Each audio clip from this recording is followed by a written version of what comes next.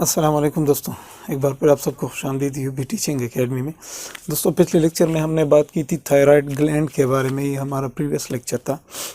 थोड़ी सी बातें मैंने इसके इंट्रोडक्शन के बारे में की थी, फिर हमने इसके स्ट्रक्चर के बारे में कुछ बातें की थी, और फिर मैंने बताया था कि मैं डिटेल में जाऊँगा और इसके जो हार्मोन्स हैं उनको डिस्कस करेंगे इंशाल्लाह डिटेल के साथ। तो चलिए हम अपने लेक्चर को आगे ले जाते हैं। वेलकम बैक दोस्तों। हम अभी रिकॉर्ड करने जा रहे हैं थायराइड ग्लैंड के हार्मोन्स के बारे में। ठीक है, तो मैं यहाँ पर लिख देता हूँ थायराइड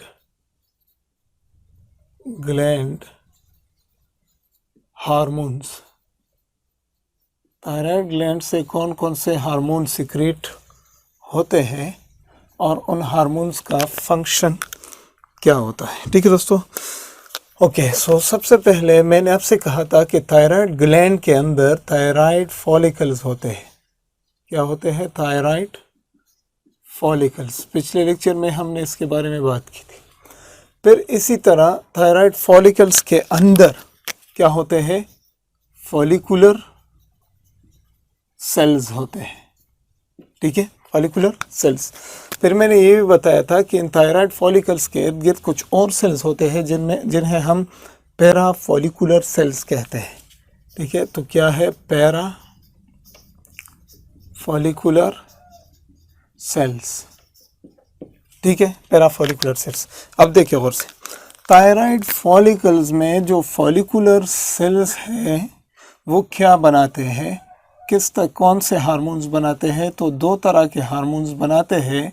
थायराइड फॉलिकल्स या थायराइड फॉलिकुलर सेल्स दो तरह के हार्मोन्स बनाते हैं।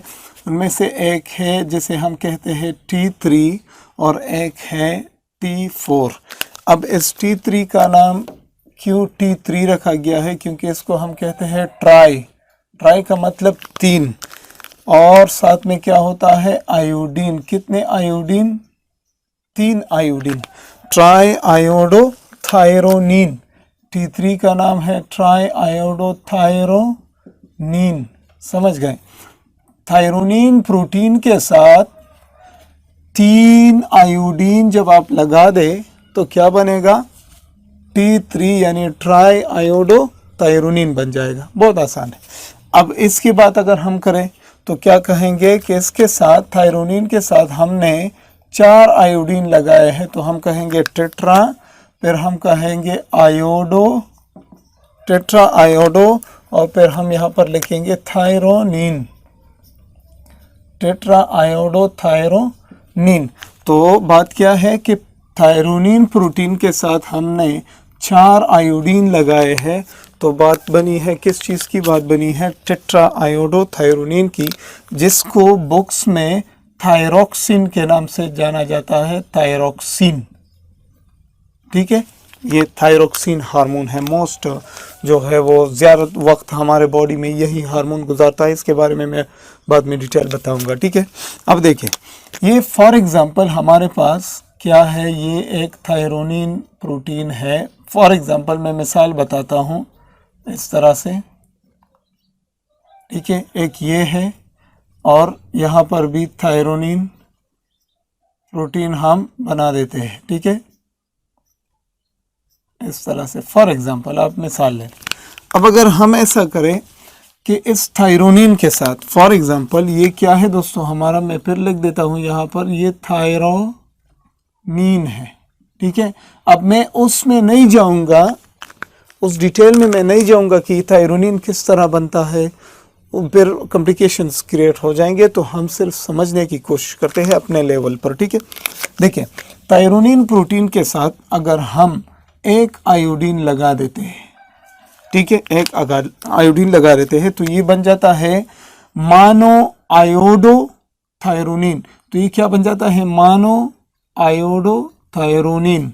मानो का मतलब एक, आयोडो का मतलब आयोडीन, और थायरोनिन तो आप जानते हैं प्रोटीन है। ठीक है दोस्तों, फिर अगर हम ऐसा करें कि इसके साथ दूसरा आयोडीन भी लगा दें, तो हम इसे कहेंगे di iodothyronine, DIT, di iodothyronine. फिर अगर हम ऐसा करें कि एक तीसरा आयोडीन भी लगा दे, तो ये बनेगा ट्राई आयोडोथायरोनिन। समझ रहे हो ना।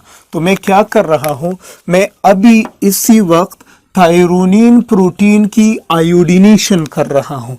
आयोडीनेशन किसे कहते हैं? जब आप थायरोनिन प्रोटीन के साथ आयोडीन्स को लगा देते हैं तो इसको हम कहते हैं आयोडीनेशन।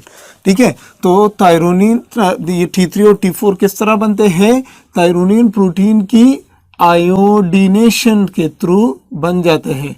तो ये आयोडीन कहाँ से आता है? आयोडीन एक क्या है? एक नॉन मेटल है आयोडीन।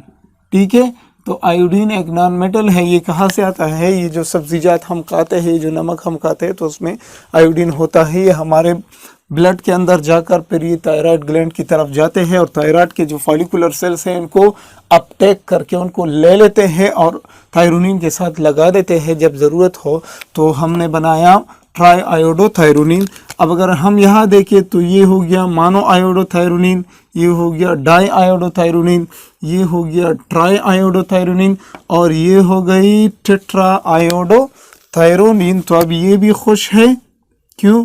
क्योंकि इसके खाली जगह सारे भर गए हैं। तो ये हो गया टेट्रा आयोडोथायरोनिन, जिसे हम थायरोक्सिन के नाम से जानते हैं। ठीक है, तो अगर थायरोनिन प्रोटीन के साथ, ये क्या है दोस्तों? ये थायरोनिन प्रोटीन है।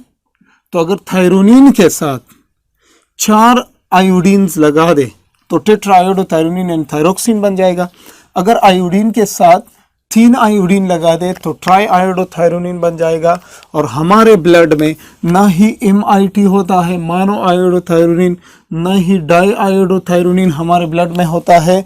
हमारे ब्लड में ट्राई आयोडोथायरोनिन और टेट्रा आयोडोथायरोनिन फंक्शन कर रहे होते हैं दोस्तों। ठीक है, तो अब समझ गए होंगे कि थायराइड फॉलिकल्स में क्या बनते हैं। देखिए, मैंने कल फॉलिकल के बारे में बताया था ना कि इस तरह का एक फॉलिकल होता है और इस फॉलिकल के अंदर फॉलिकुलर क्या होते हैं? फॉलिकुलर सेल्स होते हैं।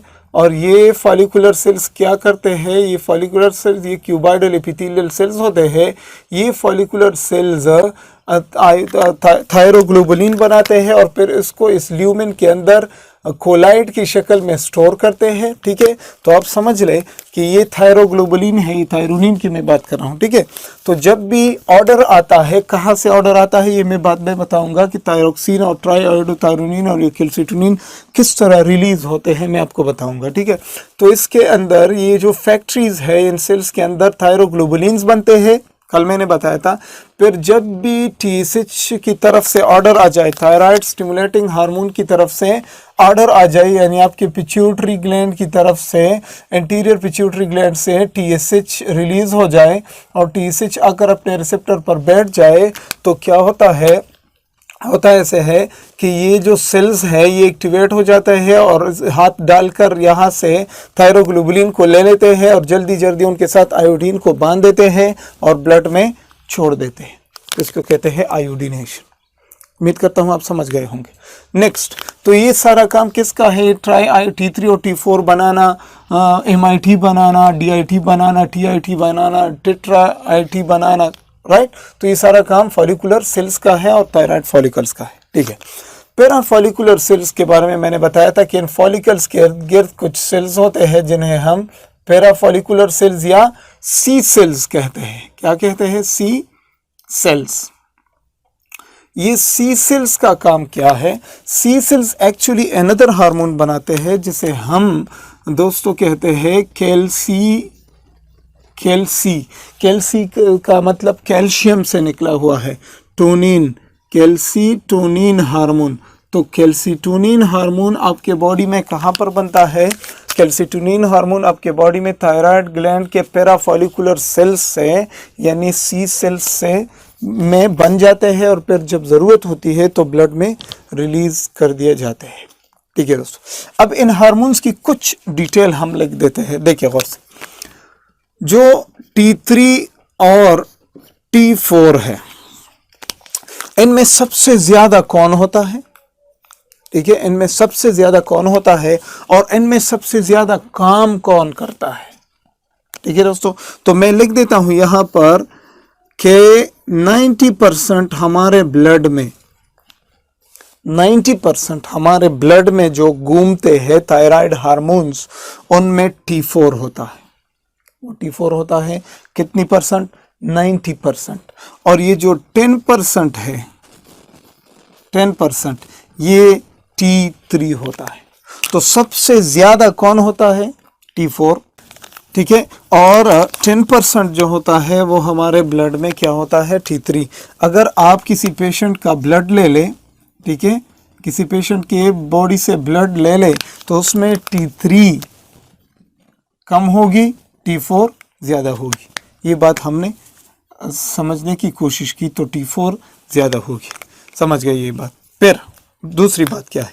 सबसे ज़्यादा काम कौन करता है? तेज़ी से काम कौन करता है? तेज़ी से। तो घर में कोई होता है ना, कोई भाई बहन या जो जल्दी जल्दी सारे काम कर देता है, ठीक है। तो जो बंदा जल्दी जल्दी काम करता है वो थोड़े वक्त के लिए काम करता है। समझ रहे हो? जो बंदा जल्दी जल्दी काम कर रहा होता है वो थोड़े वक्त के लिए काम करता है। कैसे? मैं आपको एग्जांपल दे देता हूँ। अगर आप एक्सरसाइज कर रहे हैं, ठीक है, तो एक्सरसाइज आप तेज़ी से कर रहे हैं तो आप जल्दी थक जाएंगे। लेकिन अगर आप वही एक्सरसाइज स्लो करेंगे तो आप जल्दी नहीं थकेंगे और काम भी ज़्यादा करेंगे, एक्सरसाइज भी ज़्यादा करेंगे। ठीक है दोस्तों, तो मैं यहाँ पर लिख देता हूँ कि जो T3 है ये बहुत तेज़ी से काम करता है, ठीक है, मोस्ट इम्पोर्टेंट है। जब भी थायराइड हार्मोन्स की बात आती है तो जल्दी से ये T3 पहुँच जाता है वहाँ पर, ठीक है। तो ये जो है मोस्ट पोटेंट है, ठीक है, ये काम ज्यादा और जल्दी जल्दी कर देता है। लेकिन ये जो है, ये इसके एग्जांपल मैंने आपको दी, ये आहिस्ता आहिस्ता एक्सरसाइज करता है। तो जो बंदा, देखिए मैं एग्जांपल अभी समझा देता हूँ। फास्ट एक्सरसाइज अगर आप करेंगे, फास्ट एक्सरसाइज, तो आप 20 मिनट्स में आप थक जाएंगे, ठीक है, 20 मिनट्स में आप थक जाएंगे। लेकिन अगर आप स्लो एक्सरसाइज करेंगे, स्लो एक्सरसाइज, तो आप, मैं यहाँ पर लिख देता हूँ, 4 आवर्स तक आप करते रहेंगे, ठीक है। तो जो हार्मोन स्लो काम करता है वो ज़्यादा वक्त के लिए काम करता है, और जो हार्मोन तेज काम करता है वो थोड़े वक्त के लिए काम करता है। अब आप समझ गए होंगे। तो मैं यहाँ लिख देता हूँ, ये जो हार्मोन है ये लेस पोटेंट है। कौन सा? T4 हार्मोन लेस पोटेंट है, यानी आहिस्ता आहिस्ता काम करता है लेकिन ज़्यादा वक्त के लिए, और ये हार्मोन तेज़ी से काम करता है कम वक्त के लिए। इन दोनों में ये मोस्ट इम्पॉर्टेंट फ़र्क है जो मैंने आपको बहुत आसानी से समझाने की कोशिश की। उम्मीद करता हूँ आप समझ गए होंगे, ये बातें क्लियर हो गई। फिर रेट ऑफ सिक्रीशन की अगर हम बात करें, रेट ऑफ सिक्रीशन बहुत आसान है। इनमें से, इन दोनों में से कौन सा हार्मोन जल्दी जल्दी सिक्रीट हो जाएगा, जल्दी जल्दी यहाँ से निकलेगा, ज़्यादा ज़्यादा यहाँ से निकलेगा? थायराइड फॉलिकल से या थायराइड ग्लैंड से कौन सा हार्मोन इनमें से, इन दोनों में से जल्दी जल्दी निकलेगा, ज़्यादा ज़्यादा निकलेगा? तो ऑब्वियसली बात क्लियर है, जो हार्मोन सबसे ज़्यादा है ये सबसे ज़्यादा सिक्रीट होगा। तो भूख